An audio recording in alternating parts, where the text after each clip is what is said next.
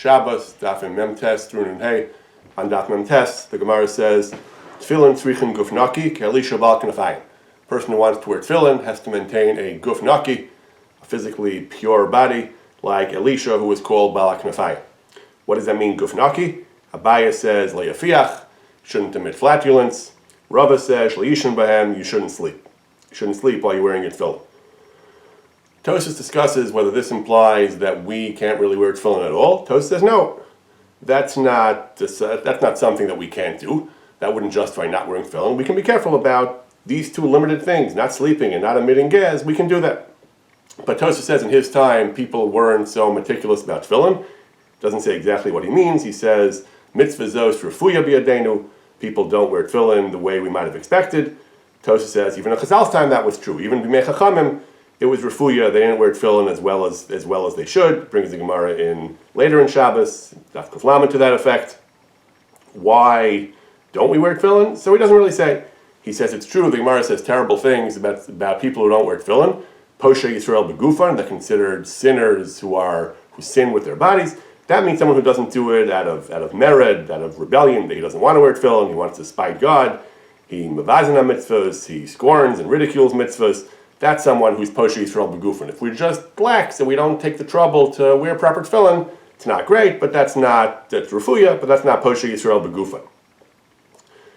Tosfos brings a Yerushalmi, says that we don't wear tefillin midrash. We don't wear tefillin because of Ramayim. People use tefillin to pass themselves off as being of righteous character and defraud people. That's not a reason not to wear tefillin. He says the Chazal are saying that maybe you shouldn't trust someone to wear tefillin. He might really be a Ramai, but there's no really good reason not to wear tefillin. You may not be a poshe Yisrael begufan, but wearing tefillin is something you should do, and gufnaki is something that's attainable.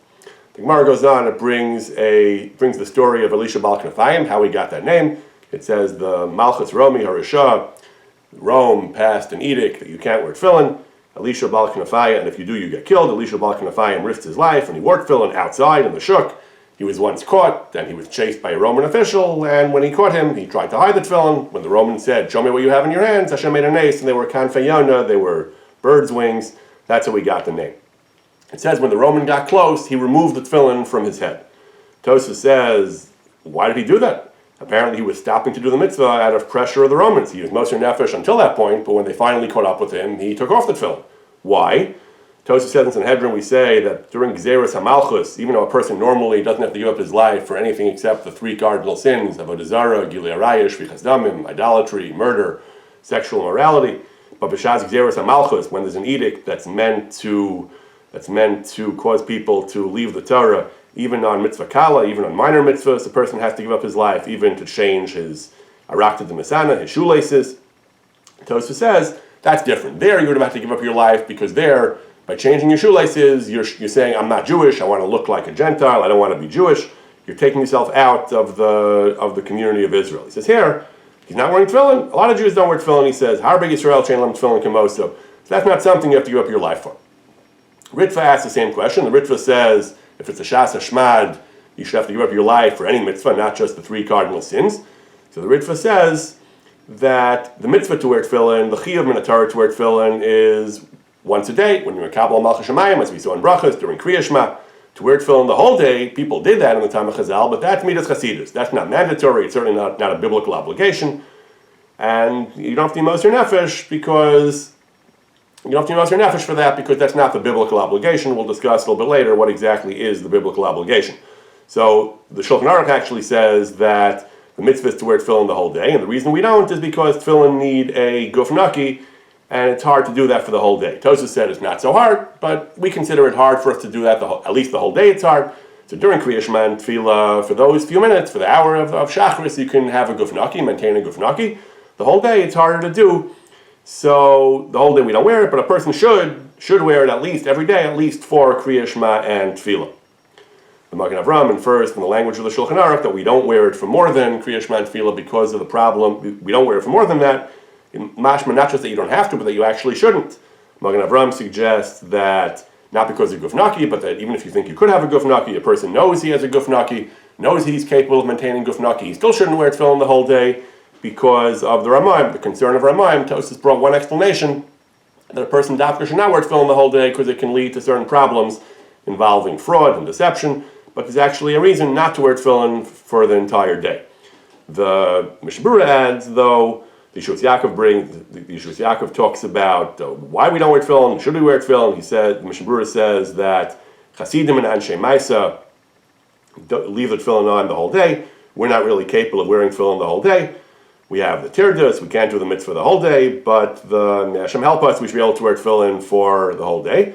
The Yeshua Yaakov says that, and the Mishnah Berurah says that Anshe Maisa wear tefillin beyond Shachris. Everyone should wear tefillin at least for Shachris, for Kriya Shema and Tefillah, but Anshe Maisa, those who are meticulous, they learn Torah after davening and they leave their tefillin on. But of course, you have to have a guf naki, and you have to avoid dvarim b'telim. We mentioned in brachos the Gaon who said you can and should wear tefillin the whole day. That the idea of dvarim b'telim just means inappropriate speech, but you can go about your work. But the Mishnah Berurah says you shouldn't speak dvarim b'telim. Be careful if you're wearing tefillin past davening. Of course, you're not talking during davening, but if you're wearing tefillin past davening, you might be talking, and then just be careful not to talk dvarim b'telim. The Shulchan Aruch says a person should wear tefillin the whole day. The real mitzvah is the whole day, but we don't do that because of the guf naki problem.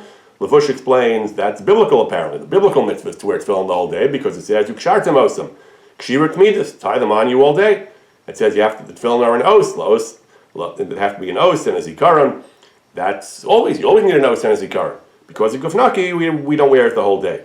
The Yeshua Yaakov is perplexed. He says, if that's daraisa, gufnaki, these concerns, are they daraisa? Can they override a mitzvah daraisa? Some acharonim say it's only mitzvah drabanan to wear tefillin the whole day. But in any event, the real mitzvah, midaraisa or midrabanan, is really ideally to wear tefillin the whole day. The minhag is not to do that because it's hard to maintain a gufnaki. Additionally, the Ramah says this concern of Ramayim, but certainly a person should wear tefillin for davening, for Kabbalah Malchus Shemayim, Kriya Shema and Tefillah. And Mishnah Berurah says it's an ideal to when one continues learning after davening, it's also good to wear tefillin then. Daf Nun, the Gemara talks about various types of muktzah, various types of things that are muktzah because they have no use on Shabbos. The Gemara gives various examples of the idea of yichud. You can designate an item to be used on Shabbos for a permissible purpose, then it becomes not muktzah. Chariya shel dekel, branches of palm trees, lulavim. So normally they're muktzah. If you set them aside at least for eitzim, for wood, for firewood, they're muktzah. But if you decide to use them for sitting on, which is permitted use, then they become not muktzah. And it's machlokes whether you need to do a maseh of kshira. Rabbi Shimon Gamliel says you don't need any maseh. As long as you intend to use them on Shabbos for a permitted purpose, that's okay. That's yichud. In this case, it can be done even mentally, even internally, without any external maseh. That's how we paskin in Shulchan Aruch, chariya shel dekel. If they're for sreifa, if they're for burning, then they're muktzah. You can't move them. But if you are miyached them, for yeshiva, you're allowed to sit on them. Certainly, if you tie them. But even if you're not, even if you just chishev alayim, then that's okay.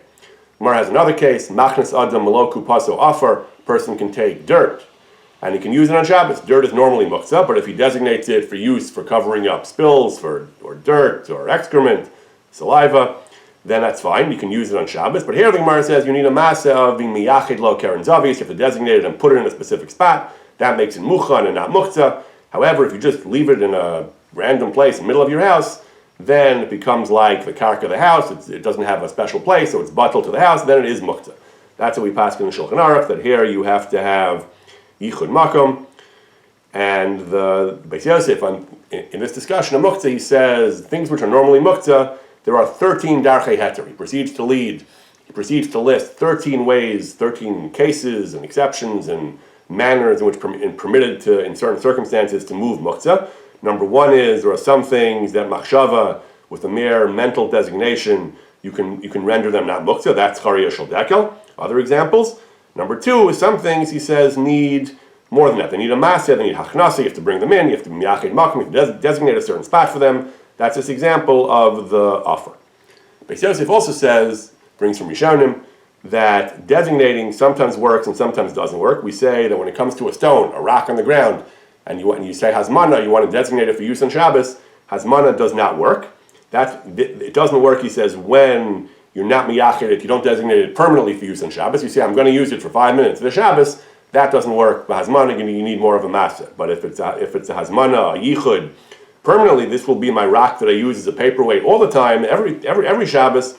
That's fine, he says. That's like machnas maloku paso. That's like the other case of the offer. You can designate things, and they become not muktzah.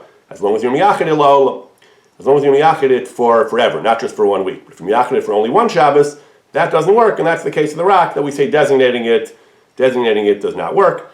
In the Shulchan Aruch, there are different opinions whether something where the derech is to designate it, it's something which is commonly used for a certain purpose. It's still muktzah if you don't designate it, but since it's easy and it's commonly designated for that, some say in such a case yichud does work for one Shabbos. The Mishnah Berurah says in such a case, something which is orchei b'achi, it's commonly and normally designated for a certain thing, even though it requires designation, b'makom tzarech, in a case of need, you can be lenient, you can rely on the opinion that yichud for one Shabbos is sufficient.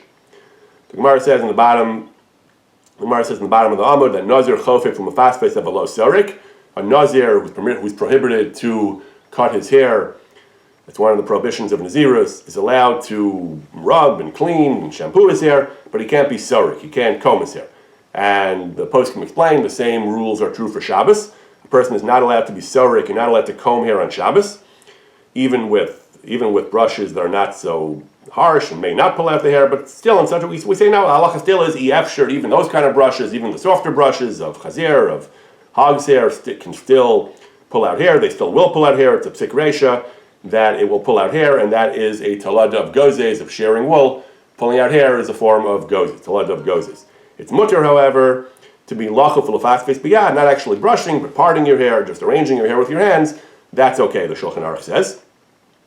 Now, the Shulchan Aruch says the problem with brushing hair is psik reisha. It doesn't matter what you intend. Even if you don't want to pull out your hair, you're losing your hair anyway. You'd rather keep all your hair. Still, it's a psik reisha, so it's asur. The Gemara gives a different reason. The Gemara, not hair, but the Gemara elsewhere says the reason is a person who combs his hair does intend to pull out hair. Not his regular hair, but if his hair that's knotted and tangled, some hairs he does want to rip out to make his hair straight and nice. He actually is mechaving to pull out hairs. Nafkamina, the Mishnah Berurah says, even if you have a soft comb, soft brush, that will not necessarily pull out hair, but by default, the Gemara says a person is mechaving. So it's asur anyway because your intention is to pull out hair.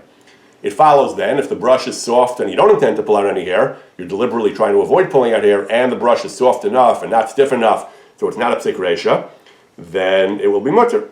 Mishnah Berurah brings from the Yeshuas Yaakov that some people comb their hair and they treat it like it's mutter. Terrible thing. Oiloi nayim shekach ros. So woe is to us that we see such things. People are just brazenly violating the laws of Shabbos. Every chacham should give musar about this. People have to stop combing their hair on Shabbos. Stop. The people say they have to do it because they look unpleasant. They look ugly. He says that they're going to look ridiculous. He says, so you don't need to do that. He says there are other ways to do it. First of all, you can use the softer brushes, as we explained, that the soft brush, and you're not mechaving to pull out hair. That's okay. Also, you have the other solution of chofef u'mefas face, to just arrange your hair with your hands. It's enough that you won't look silly. There are ways to do it that it's mutter. So to comb your hair brazenly in a way that's asur is a terrible thing. So you're allowed, the Mishnah Berurah says, to use a kli that is designed to arrange your hair, even not just with your hands, to use some kind of implement to arrange your hair, assuming that it's something soft that won't pull out the hair. Combing is worse. Combing pulls out hair, but other types of tools and implements to arrange your hair is okay. Combing is asur even if you comb gently. Combing is always asur. To use an actual comb, the comb which is something that can pull out hair, you shouldn't use at all, even if you say you're just going to do a slight touch-up and be careful. Other types of things which are not combs, if you use it gently, you can use it. And the Mishnah Berurah brings that it should be something which is designated for Shabbos to avoid uvdin dechol. Certain types of actions, even if they don't involve malacha, if they resemble too closely the things you do during the week, there's a prohibition of uvdin dechol. So a person should have one that is designated for Shabbos to avoid any problem of uvdin dechol. Furthermore, in the Shartziyun, he brings that this kli that you designate for Shabbos, not only shouldn't it be a comb and it shouldn't be a hard brush or rip out the hair, it should be a kli katan. It should be something, a small kli. A kli, some posts can explain, it means one that's used for babies that adults don't use, a child's brush that's not even used for normal combing of the hair. So you have all these different conditions and ways that if it's not a psik reisha and you don't intend to do it, and it's a different kind of kli and it's designated for Shabbos and it's a whole different form, it's not a real comb, then it's mutter. The way Rabbi Ribbayat summarizes these rules, there are three conditions that all have to be met to allow brushing hair. Combing is always asur. Brushing is mutter if the following three conditions are met. It has to be a soft bristle brush, a very soft bristle brush, and preferably, as the Shartziyun brings from Rabbi Mordechai, it should be a baby brush, one that's not used for brushing adults at all. It has to be gentle. If you brush too vigorously, even with one of these soft brushes, you're still going to pull out hair. Also, it should be designated for Shabbos use, so it shouldn't be uvdim d'chol. You have to meet all these conditions, and despite all this, combing is always aser, brushing is mutter if these conditions are met. Daf Nun Aleph, the Gemara talks about hatmana, going back to hatmana, we're still in the Tomnin. The Mishnah says that if a person didn't cover his pot during the day, he can't cover it at night on Shabbos. You can't do hatmana on Shabbos. However, if you did cover it during the day, but it got uncovered, kiseu v'niskala, you're allowed to recover it. The Gemara also says that even though we say you can't be tomein, you can't do hatmana, even b'davar she'eina mosif havel, once it's night, if you want to add a covering, you're allowed to add more covering, a new covering.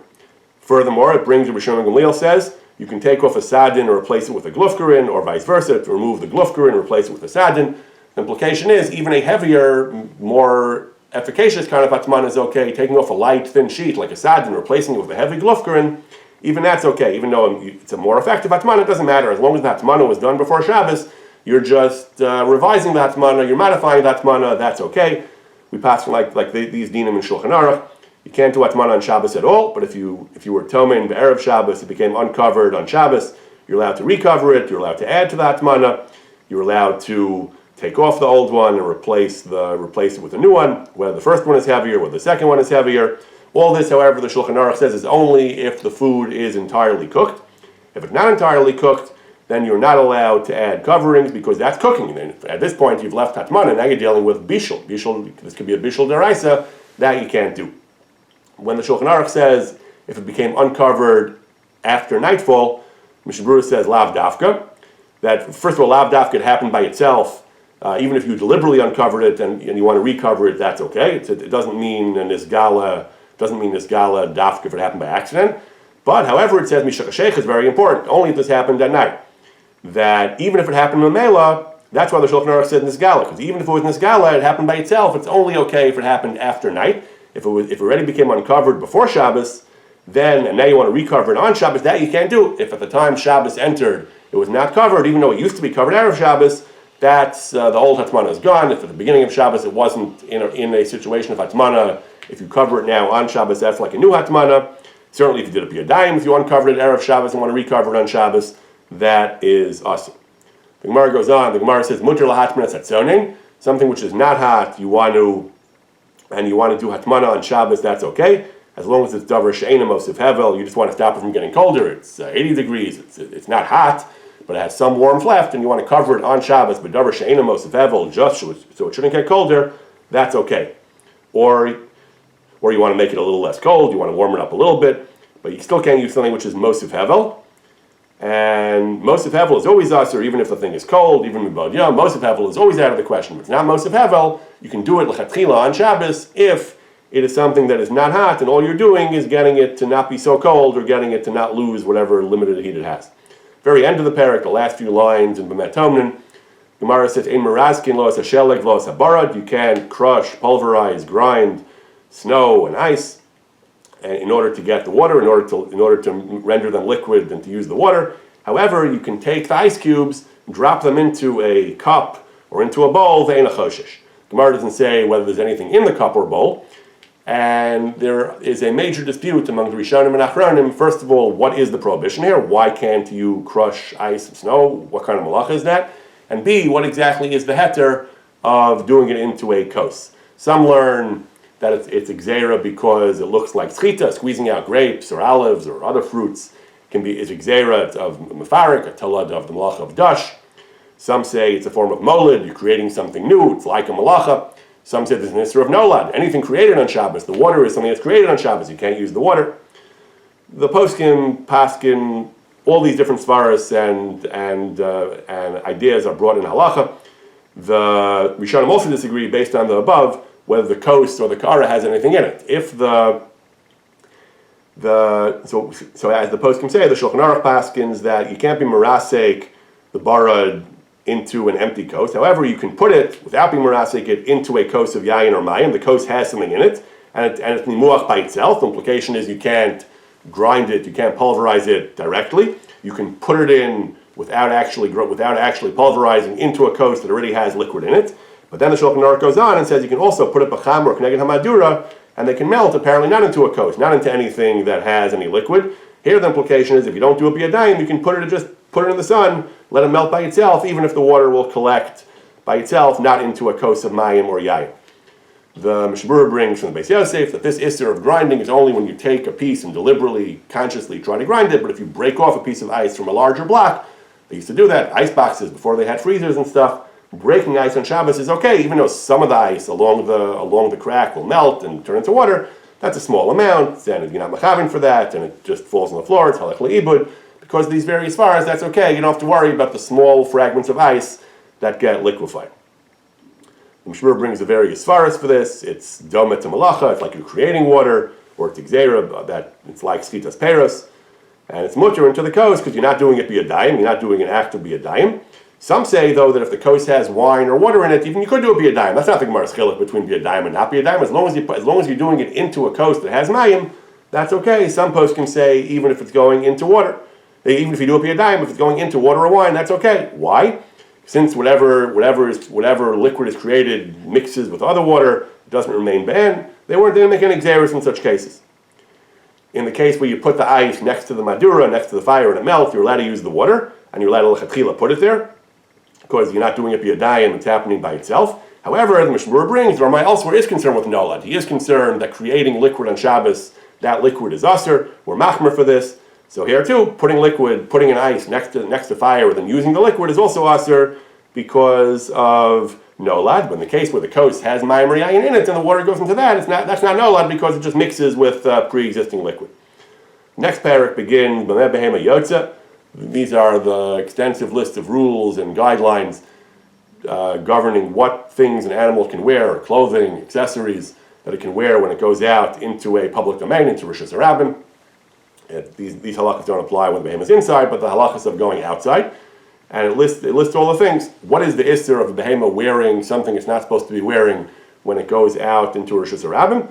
The parak is going to discuss various issues of tircha and so on, but the main isser that we're dealing with here, Rashi says right away, there's an isser of shvisas behemoth, that l'man yanuach, sharcha v'chamarecha, sharcha v'chamarcha, your ox and your donkey is supposed to rest. You can't be doing malacha. Malacha include carrying. You can't do those things on Shabbos. Anything that helps the behemoth stay safe, that guards the behemoth, as we'll see in detail in the Gemaras, is okay. That's like a takshit. That's normal. That's like wearing it. That's not a masu. That's not carrying. Something which is not necessary for the animal's security, that's a masa, that's a burden, Rashi explains, and that's carrying. Tosas explains the same way. The concern is shvisas behemoth. He says, don't tell me it's a lav of mechamer. There's a lav of mechamer that doing work with an animal, sitting on a horse and driving it, sitting in a wagon and driving the horses, and the horse pulls a load in Rishus Harabim.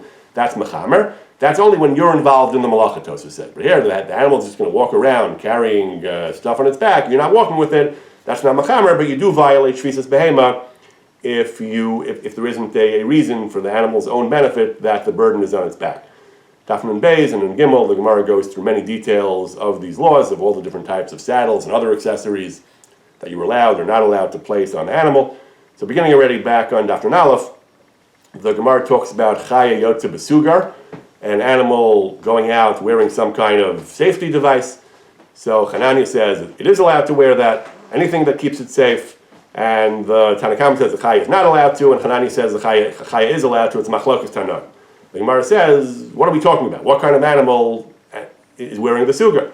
If it's a chaya gedola, a sugar is not even enough. If it's a chaya katana, then a sugar is enough. The Gemara says we're talking about an intermediate animal that may or may not really need the sugar. The Tanakama says that it doesn't really need a sugar. The rule is anything it needs, as we said before, then anything that it needs is not going to be hotzah. So the Chatol, the Gemara says, it is a machlokas. The Tanakama says a misna ba'alma would be sufficient, a lesser device would be sufficient. So therefore the sugar is a masa. Hanania says, no, if you rufi yisarta, the sugar is more secure, or provides additional security. That's not a masa. How do we paskin? We paskin like Hanania. The Gemara says one exception, chamar sheiska v'roim, a chamar that's not cooperating, it's rebellious.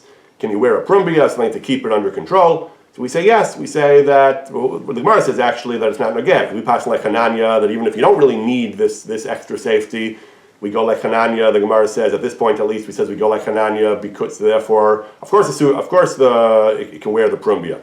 We're going to see the poskim are going to say that even if you don't go like Hananya, this is considered something necessary, and you can use it. The Gemara then brings machlokas Rav and Shmuel that one of them is Mekel and says Bein L'noi, Bein Lishmar Aser. Well, one of them is Machmer and says Bein L'noi, Bein Lishmar is Aser, Bein L'shamer is Aser. Whether the animal's wearing it for aesthetic reasons, L'noi, or for security, it's always Aser. Chad Amar L'noi Aser, L'shamer Mutter. Noi is that for Noi is Aser, but for security, for Shmira, it's Mutter. Pirish Rach, Tosa says, we paskin like Rav, that everything is Aser. Even though before we said Chananya, that before we were saying that anything which is Tirusi Yiseret is okay, Tosa says we paskin like Rav, that Bein L'shamer and Bein L'noi is Aser. Tosa explains why we conclude that way. And we paskin, Rav Parat says, Kol Tirusi Yiseret to Aser. Not like Hananya, not like we said before, and Tirusi Yiseret is actually Aser. Then he gives different examples of that. A noi for an animal, aesthetically appealing things is Aser for the animal to wear these things. This is how we paskin in Shulchan Aruch that the animal is not supposed to wear ritzuos in its horns, whether it's for shimur or whether it's for noi. Shouldn't wear these things. Chevel b'tzavara, a rope around its neck. You don't need it. You don't need it for shmira. It's not essential shmira. We don't paskin that Tirusi Yiserta is a legitimate reason. Things that you need, agolim, calves, which tend to balk and run away very easily. Then the rope is necessary. You can wear the rope. Earlier, the Shulchan Aruch brings the other halacha: any animal, not just the calf, any animal that's iskar roim. That's where we do paskin like that. Even though we paskin that Tirusi Yiseret is aser, but an animal which has a bad disposition, which is not cooperative, even though other animals of this type would not need the shmir, but if it does, then you're allowed to. Then the shmir is okay. It's not a burden. Therefore, even a para, even a cow, which is normally a docile, domesticated animal, doesn't need these ropes. But if you have a particularly uncooperative cow, then you're allowed to use the rope because that animal needs it. Gemara brings a story. A man once married a woman who was kidemes. She was missing a leg. She was deformed, and he didn't notice until she died. The man never noticed. So the Gemara says, "Wow, look how modest this woman is. Kama tnua ishazu, that her own husband never saw her defect. She always kept herself covered." So the Gemara says, "No, that's not so surprising. Darka b'kach. She wants to literally put her best foot forward. She doesn't want to show her deformity. The praise is due to the man. Kama tnua adam zeh. This person, a man normally wants to see his wife. Because of his great tnias, he never recognized his wife. Never recognized his wife's deformity. Rabbi Yaakov Emden says, normally the Gemara in Kedushin says it's actually prohibited to marry a woman without looking at her. We want to make sure that he'll find her appealing, that he won't find her unappealing. Someone who is particularly tzanua is exempt from that. Maybe he won't look at her later. Maybe he doesn't care about these things as much. Maybe he just doesn't want to compromise his standards of tznius. Someone who is on a high level of scrupulousness in the area of modesty is allowed to marry the woman literally sight unseen. I saw they bring from Rav Chaim Sofer, who says that no, maybe he did try to look at her, but maybe you do have to try to look at her. He did look at her, but she was capable of hiding her deformity, and because of his extra level of tznius, he never investigated too closely even after they were married. But a normal mum, which would be detectable, a person, even someone who's tznuah, should see. This person, he looked the way a normal person would look on a date. She was able to hide while they were meeting each other, while they were dating, she was able to hide her deformity. And while they were married, he conducted himself with tznius and never noticed. But to say that we actually waive the requirement is not necessarily implied by this Gemara. There's a similar Gemara, better known. Rashi brings it, that when Avram went down to Mitzrayim in Parshas Lech Lecha, he told Sarah that now I know that you are a beautiful woman. Ati yadati ki isha yifas marat. Now I know that you're beautiful. So many commentaries explain it means now it's time to worry about it. Now there's a situation in which this might be a cause for concern. But Chazal and Baba Basra say literally ati yadati. Now I know. Avram was so careful about modesty, like our Gemara says. He never even looked at his own wife. He never even saw Sarah. He had never seen her before today. So there too, the Achronim ask, how could he do that? It says you're not allowed to marry a woman sight unseen. Achronim discuss whether maybe Avram didn't follow that mitzvah. There are some traditions Avram did keep all the mitzvahs in the Torah, even Rabbanans. They discuss whether he was following this mitzvah or not. But assuming he did, so how could he marry her without seeing her? So there are a variety of explanations given in the Achronim. I saw one article that gives 8 or 10 different reasons. So Marsha says that he did see her. When they first met, when they dated, however they met, he saw her, and he knew she was beautiful. But this was many years later. At that time, she was a young woman. Now she was old. She was more than 60. This is already in Parshas Lech Lecha. This is when Avraham is more than 70. She's more than 60. And he hadn't seen her for years, for decades. So he said, I saw her once. I saw her when we were dating. Now it's been decades. Who knows what she looks like? Now she's an older woman. Maybe now she's not so attractive. Ati Adati, now is the first time in decades I've looked at you and I see that you're as beautiful as you were back then. Like Chazal say, when she died, she was as beautiful in her later years as she was in her youth. Now I know that you're just as beautiful as you used to be. But of course he looked at her when they first met. The Levush in his super commentary to Rashi and Lech Lecha, the Levush says that it says you have to see the woman you marry. You don't have to ogle her. You don't have to go through an unpleasant inspection. It means you have to basically see that there's nothing that turns you off. There's nothing that you find offensive. And Avraham certainly did that. But he didn't see how beautiful she was. He didn't sit and stare at her and praise her beauty. That he did now for the first time. He decided to see who exactly am I bringing into Mitzrayim. Of course he knew roughly what she looked like. Of course he knew more or less what she looked like. But now he finally saw that she was indeed superlatively beautiful. Some say that the whole reason you have to meet your wife, your future wife, before you marry her is because if you don't meet her till after the marriage and you find her unpleasant, that'll cause bad shalom bias. If you don't plan on ever looking at your wife, even after you get married, you'll never have bad attitude toward her, so you don't have to see her before either. So some say that would be a reason why Avraham, who never planned on looking at her, didn't have to see her before the marriage. They bring from Rav Yashiv that he said, no, Chazal made a rule, it's low plug, you can't make these calculations. Chazal said you have to see her. Rav Yashiv might have disagreed with Rav Yaakov Emden also, who said that a tzanua doesn't have to. I don't know if he says that, but he says low plug, that we don't make exceptions when Chazal made their rules. Daf Min Daled, the Gemara talks about the rope that you use to hold on to an animal. It says that when you hold the animal, the Mishnah says, Machnis chaval motok yado v'yimshok v'lvad shelo yikra. You can take the rope tied to the animal, hold it in your hand. The Gemara adds to that, Amar Shmuel, v'lvad shelo yetzi achevel, that the rope shouldn't extend from your hand. Rashi explains it shouldn't extend a tefach out of your hand. The end of the leash shouldn't extend more than a tefach. That looks like carrying. Dami kamisha nosa biyado, that looks like carrying. So if you're walking in a public domain outside an Erev, then you're holding a leash, it can't protrude from your hand the tefach. The Gemara brings another version was two tefachim.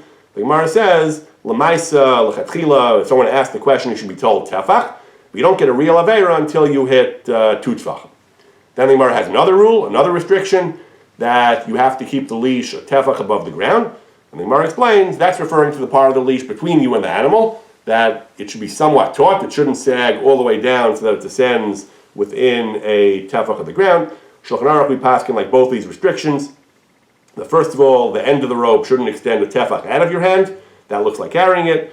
Also, that the rope shouldn't sag. It shouldn't sag low enough that it shouldn't reach a tefach of the ground. And if it's too long, you just wrap it around the animal's neck, so it should be relatively taut. Rav Chaim Jachter has a classic article on pets and their halachic issues. One needs to exercise caution when walking a pet on Shabbos and Yom Tov. You have to do both. You have to follow both these halachas. Again, if you're in an Erev, that's okay. But if you're outside an Erev, then first of all, the leash shouldn't extend a tefach. The leash shouldn't go within a tefach of the ground. A tefach, he says, is 3 inches, and he explains there are different definitions of how much a tefach is. You should use the smaller share. You should be machmer and use the smaller share whenever there's a chumrah. Certainly, relatively easy to. I'm assuming it's easy. Certainly, keeping the tefach out of your hand sounds easy. I don't know how easy it is when the dog is running around to make sure the leash doesn't go within a tefach of the ground. But he says that the minhag is that in general one should be machmer and use the small tefach.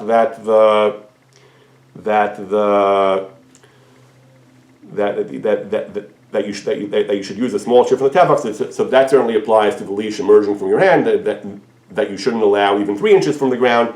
When it comes to the tefach above the ground, that lachar it's the other way. That if you're going to go 3.5 inches off the ground, according to Rav Chaim, no, that's okay. But l'chumra tefach might be larger. So there, perhaps you should use a larger tefach and not rely on keeping it exactly 3 inches off the ground. The Mishnah says, again, listing the things that a behemoth shouldn't be wearing and carrying on Shabbos. So it says, Tarnagolim, chickens, shouldn't go outside wearing chutin on their feet. Threads, some kind of ribbons, threads on their feet. Why would they be wearing these ribbons? What are these ribbons for? The The Gemara says, Avdile Simana, these ribbons were placed as a simmons that people shouldn't take the wrong chicken. It was some kind of identification device. People should know whose chickens were whose. So the Aruch HaShulchan wants to know that he had a situation where if stray dogs would be shot on sight, people who found a dog that didn't belong to any owner would be killed. So he wanted to know, if you're going to let your dog roam around in public on Shabbos, can you put some kind of simon on it? They used to use a ring around his neck, a collar. People would recognize this is not a stray dog, this has an owner. Can you do that to stop the dog from being shot? So he says, Rabbi Jacker says they used to kill them because they were worried about rabies.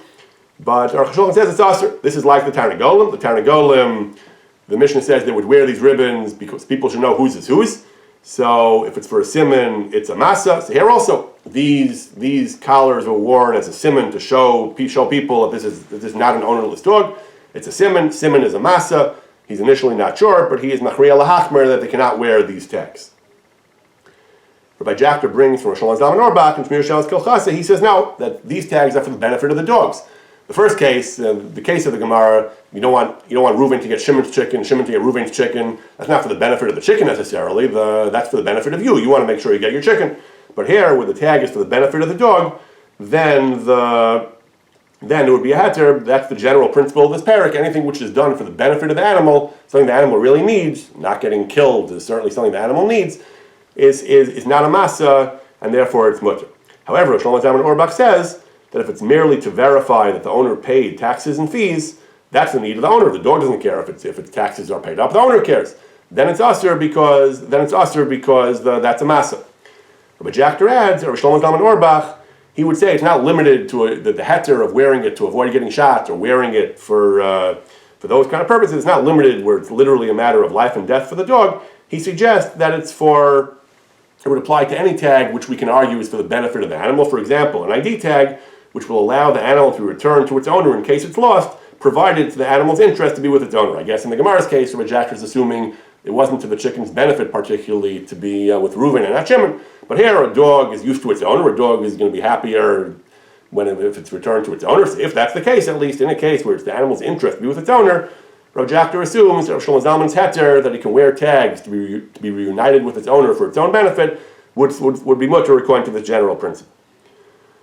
Daf Hey, the Gemara talks about the idea of the responsibility of Tochacha, of Kol Yisrael Revim Zeh Bazeh, that every Jew has an obligation to make sure other Jews are acting correctly. Discussion begins actually with the Mishnah on Dalet. It says that the cow shouldn't wear a ritzua between its horns. Rabbi ben Azariah says Rabbi ben Azariah, his cow would go out with a ritzua between its horns. The Chamim disapproved. The Gemara explains it was not actually his cow; it was a neighbor's cow, but he should have protested. He should have stopped his neighbor from doing it. Because he did not, we blame him for it. He didn't protest, and we call it his cow. The Gemara extrapolates the general principle. Anyone who has the power to protest against members of his household, if that's the scope of his authority, he'll be punished for not doing so. If he has, for their sins, if he has the authority to protest the actions of members of his city and doesn't do so, he's responsible for their sins. And someone who has a worldwide impact and can change the conduct of the world and doesn't do so is responsible for the whole world, like the Reish Galusa. The Reish Galusa has the authority to guide the conduct of the whole world. They'll be punished for the whole world. The Gemara goes on. The Gemara talks about the reverse case. The Gemara talked about Rav Zera to Rabbi Sima, and he said, why don't you give Musar to the members of the Reish Galusa? They were doing something wrong in this case. He said, they're not going to listen. So he said, even though they're not going to listen, you should still give them Musar. And then the Gemara brings a story of the Churban, that the Hashem initially was going to save the tzaddikim. He was going to make a mark of ink, saying tough on their foreheads, that the Malach Chavala, the angels of destruction, shouldn't harm them. But Midas Hadin said, no. Why are they getting off? They're guilty too. Hashem said, what do you mean? They're tzaddikim. Why should they be punished? So the Midas Hadin said they should have protested, and they didn't. So Hashem said, I know they wouldn't have listened. The Rishonim was so far gone, they wouldn't have listened. So the Malach HaMaveh said, the Midas Hadin said, you know that, but they didn't know that. They should have protested. So Hashem said, yeah, this is a rare case. This is the only case where a Midah Tova of HaKadosh Baruch Hu was changed and changed l'ra. It never happened except for this case, for this Aveira of not giving Musar, so the tzaddikim were punished as well. So in the Reish Galusa case, he says you have to give the Reish Galusa's people Musar even if they're not going to be makabel. Then in the story of the Churban, it says it depends. If they might be makabel, even if they won't be makabel, as far as you know they might be makabel, you should give them musar. But the implication is that if you know they won't be makabel, you don't have to give them musar. So these two Gemaras seem to be at odds with each other. The first Gemara says you always have to give musar even if they won't listen. The second Gemara says it depends whether you should be expecting that they will listen, they might listen at least or not. The Tosfos says that in the first Gemara also of the Reish Galusa, that he said you should give them musar even if they won't be makabel, he means they might not be makabel, but they might be makabel. The obligation to give musar, Tosfos says, is only if there's a chance they'll be makabel, like the second Gemara. But if you know they won't be makabel, you don't have to give musar or an adrab. You shouldn't give musar. He brings the Gemara in Beya, the mutav shiyu shogeg v'liyam mezidin. If you know people are not going to listen, better that they should be shogeg. They should do it without someone telling them not to do it. If you tell them not to do it, at that point they become amazed, and that will make things even worse for them. Now the Rosh in Beya brings from the Eater that this rule of mutav shiyu shogeg only applies something which is a drasha, which is not explicit in the Torah. Something which is explicit in the Torah, then we do have to protest, even if we know they're not going to listen. And that's brought by the Ramah, I think, in Shulchan Aruch. Bir Halacha asks on that. He says the Eater is telling us that if it's mefurish b'kra, we have to give them musar even if they won't listen. But the Gemara that talks about the Churban, it says they were doing terrible things. It says hananachim v'hananakim al kol toevos. They were doing toevos. They were doing all the terrible things, the things that are explicit in the Torah, not rabbinic edicts or things that are not explicit. And yet the Gemara implies that they were only punished because they couldn't know that they weren't going to listen. The implication is that if they knew they were not going to listen, they wouldn't have been punished, even though the averos in question were egregious averos. Bir Halacha says that there are two levels. Something that if they might listen, even if they might not listen, if they might listen, then you're punished for it. That's what happened in the Churban. Then if it's an avera that's explicit in the Torah and they might listen, you're actually going to be punished for their avera.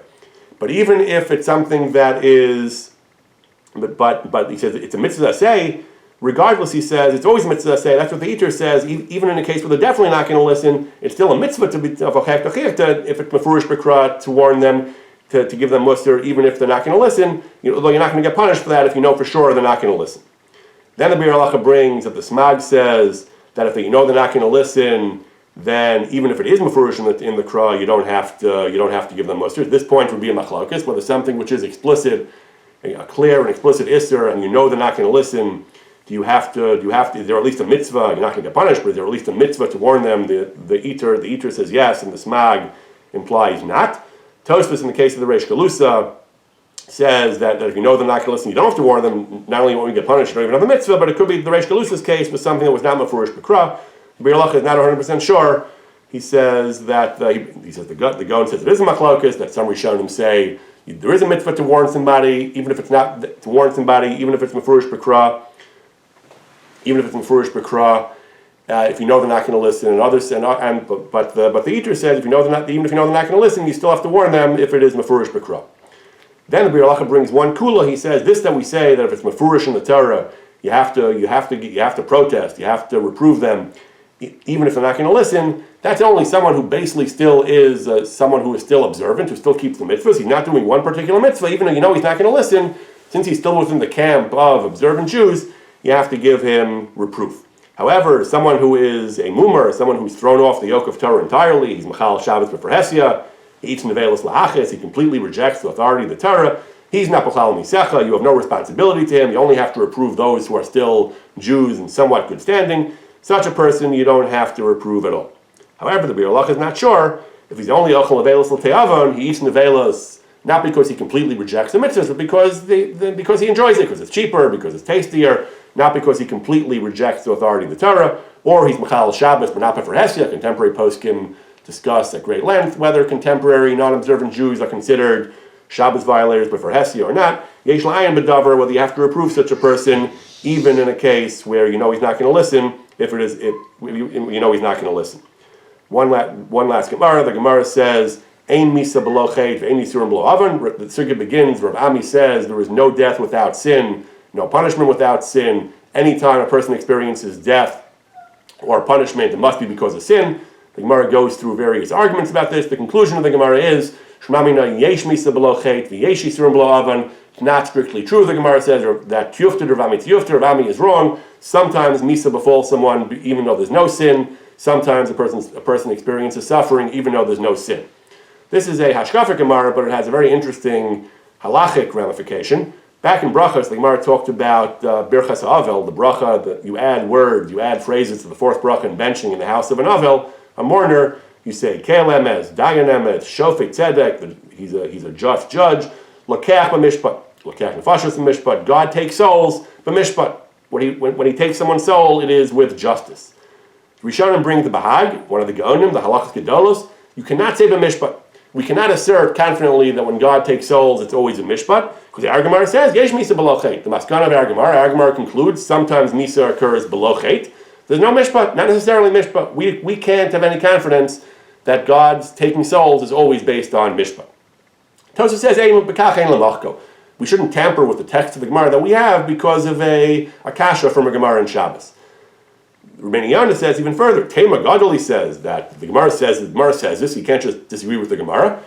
You can't just change the girsa. And he says even though the Gemara says yesh misa below chet, so he says kol drachav mishpat. It doesn't mean it's not mishpat. It might not be a simple question, a simple arithmetic issue of schar va'onish for direct chet. Kadosh Baruch Hu has some kind of mishpat, whatever that means. There's some form of mishpat. Hu yodei lama oseken. Hashem knows what he's doing. After all, we say in Parashat Azinu, and I never really understood the Bahag because we say Hatzur Tamim Palo Ki Chal Drachav Mishpat. All his ways are justice. So maybe we don't know exactly what the pasuk means, but if the Torah can say Ki Chal Drachav Mishpat, why can't we say it in Berachas Avil? Whatever the pasuk means, that's what we mean. We look at Vajrav Mishpat Ki Chal Drachav Mishpat.